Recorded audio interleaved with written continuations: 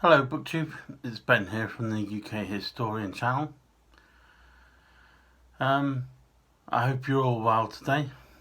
Here in Wales it's sunny, which you don't often hear those two words used in a sentence, sunny in Wales. But it's a good day, and hopefully everyone else is having a good Monday. Right, today I thought I'd do 10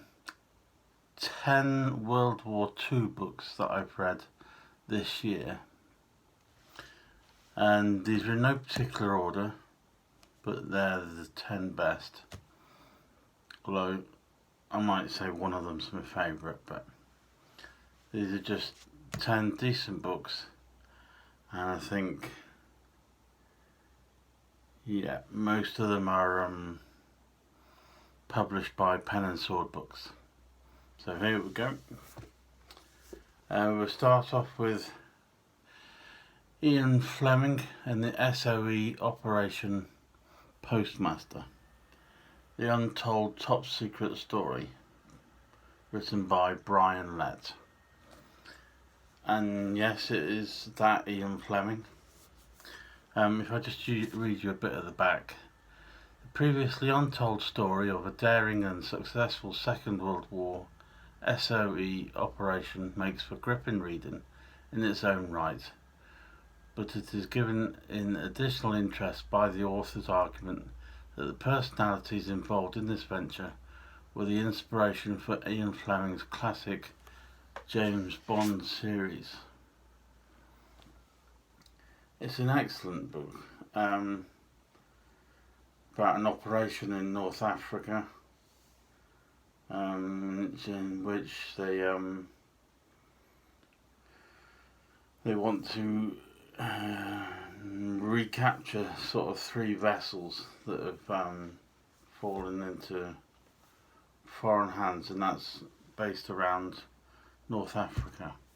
And in fact, if you can find quite a few books on the special operations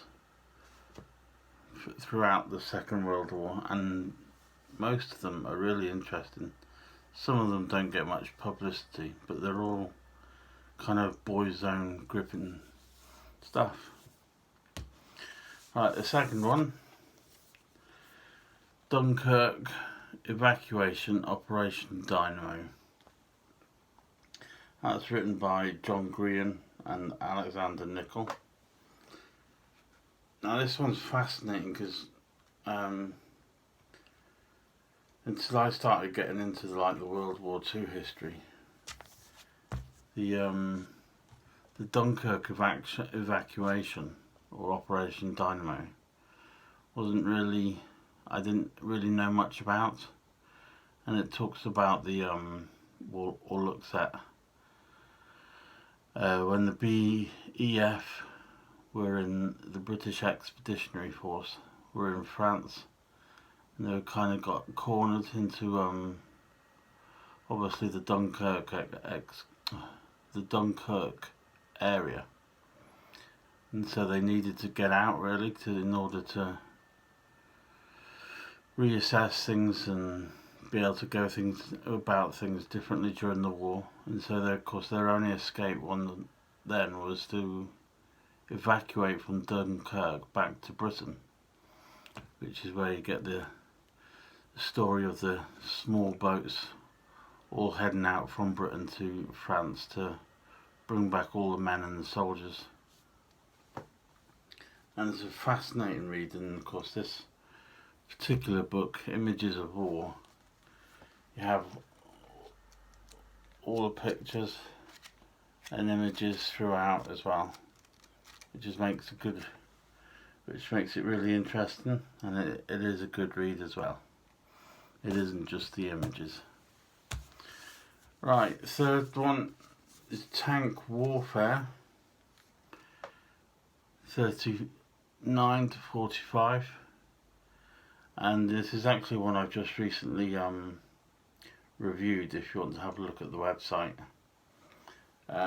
It's basically a book about the development of the tank, looks at a few of the designs in the First World War, and then shows you how the various countries have all went on to develop the tank for the Second World War, and looks at all the armament,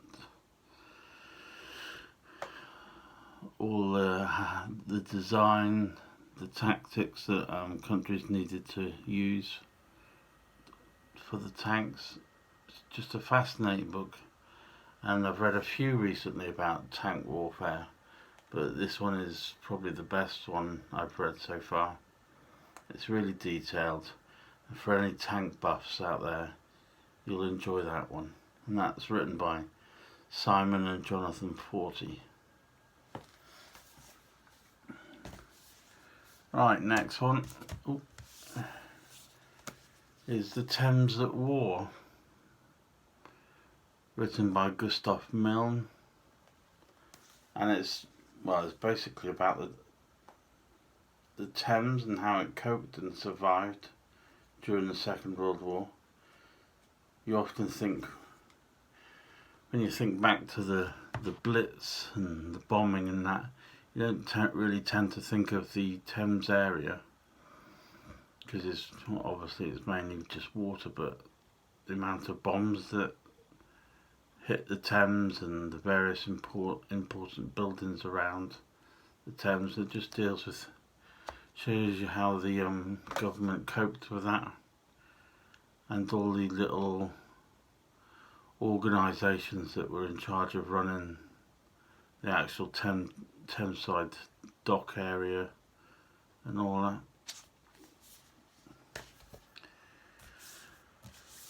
Stalingrad is the next one, City on Fire.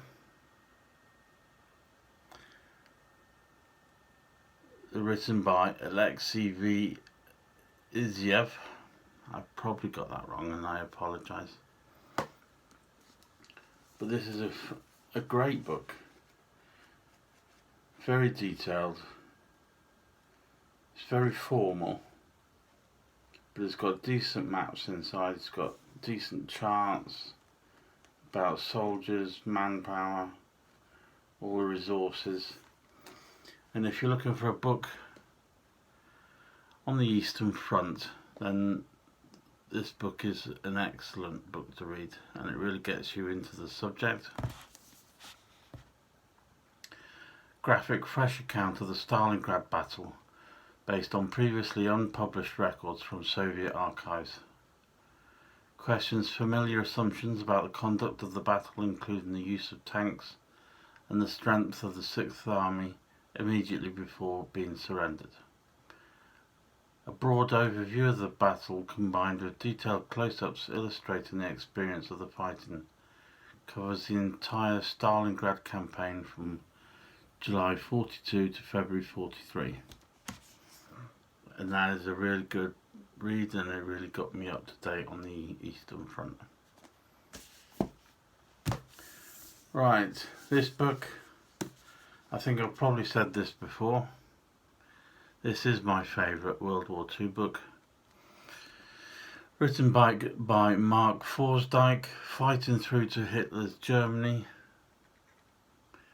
Personal accounts of the men of the First Suffolk, 44 to 45. It's a brilliant book. I think because it's personal accounts of the actual men involved, that's the kind of history I like. I like to learn about what those that were in the situation were thinking, what was going on, how they felt about what was going on.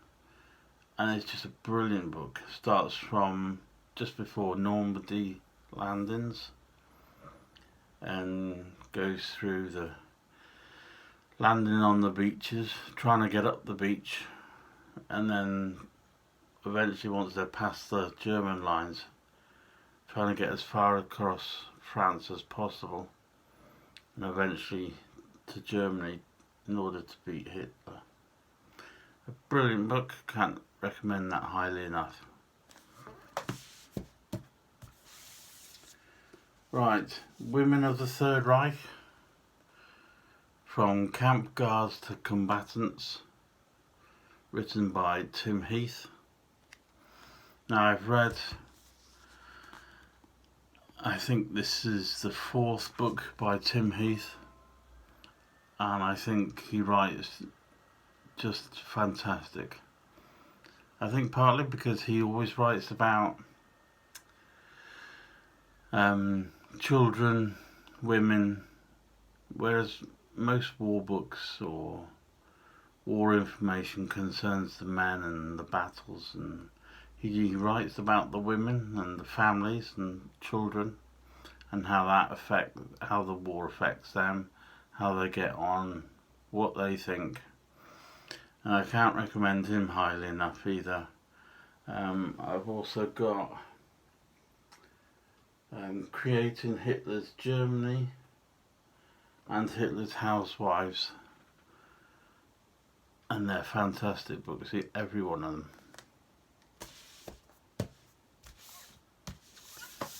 Right,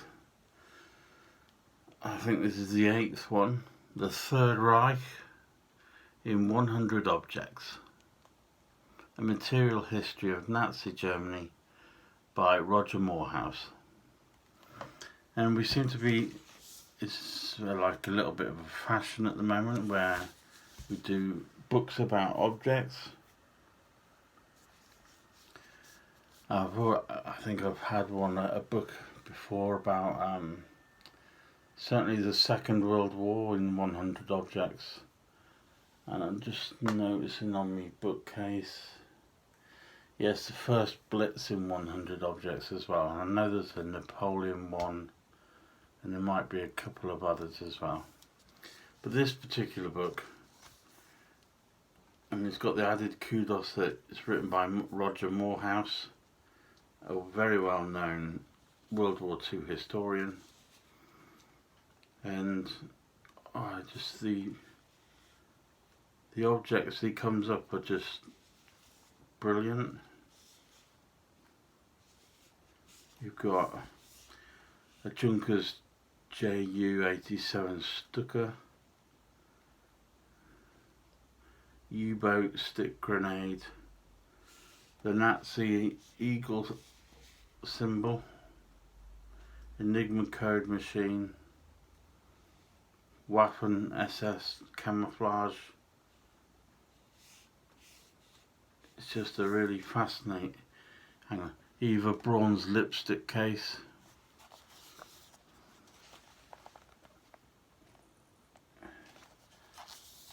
And that's another good book.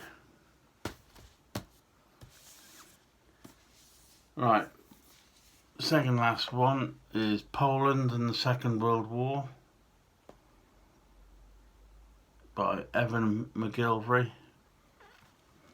Another good book. Poland, I often find is overlooked.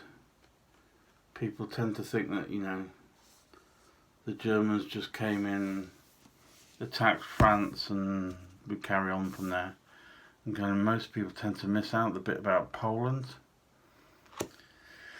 And a lot of harsh and horrible things happened in Poland. And it was basically one large army taking on a very small and minor, although the Polish army might have been minor, but there were certainly a lot of brave Poles that fought for Poland and in the Second World War. And then the last one is a bumper-sized one, which is Piper's War, the wartime years of SS leader Joachim Piper, 41 to 44, written by Danny S. Parker. And my hand's shaking because it's quite a weighty volume.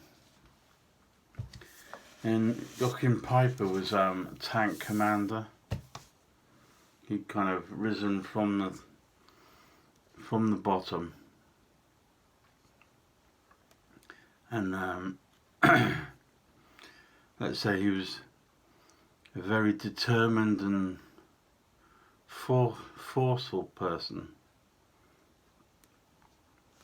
who then kind of the Americans kind of admired him and used, I think sort of after the war they studied the way he worked and how he did things during the war, and kind of used him as a model to train their tank commandos or commanders after that. So although he kind of worked for the other side, he was certainly appreciated from the other side, especially by the Americans. On the back it says, "Our reputation precedes us as a wave of terror and is one of our best weapons. Even old Genghis Khan would gladly have hired us as helpers."